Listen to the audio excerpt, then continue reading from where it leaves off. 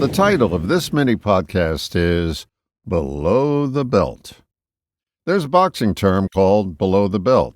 It means that a fighter has struck his opponent below the waistline, which is a no-no. So it follows that hitting below the belt is striking a vulnerable area. When this tactic is used metaphorically, it can be labeled as an attack. It can also be a useful tool when getting someone off their horseshit soapbox. That's a place where they cite their truth about why they are the way they are. It's always a defensive position, and it keeps them stuck in place. Hard questions are perceived by many as hitting below the belt. Many won't ask hard questions of a person suffering, thinking it will further damage them. I find that's not the case. Hard questions are focusing agents. They're bridge-building questions, taking you from where you really are to where you want to go. Now, I wouldn't recommend a steady diet of them, but a well-placed, succinct inquiry can take the fight out of a longly held defensive position. Perhaps an example would be helpful. It's from my book, Interruption, The Magic Key to Lasting Change, which can be downloaded for free at grasshoppernotes.com. It was some 30 years ago, and I was pitching an employee communications program to the owner of a propane gas company. I did all the usual rapport building one would do and began my presentation.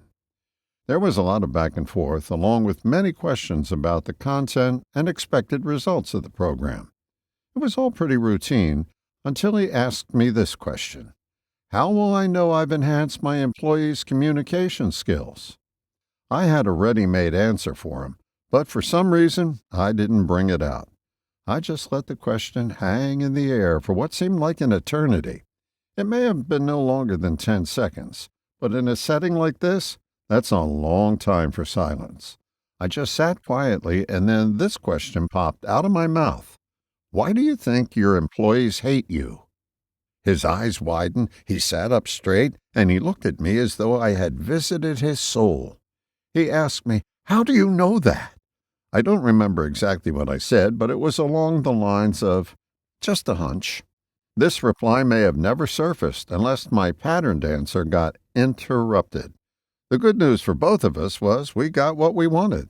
He learned to communicate with his employees, and his employees learned some new, fun, and useful stuff. Me, I got paid, and in the bargain, I got a bigger payoff than money can buy. How to find deeper, more meaningful answers by interrupting my patterned way. If your patterned way is using kid gloves, you may not be getting measurable results with yourself or others. It may be time to lace them up, as they say in the boxing world, and land a strategic blow below the belt. I can tell you this for certain. It'll take the wind out of any defensive position. All the best, John.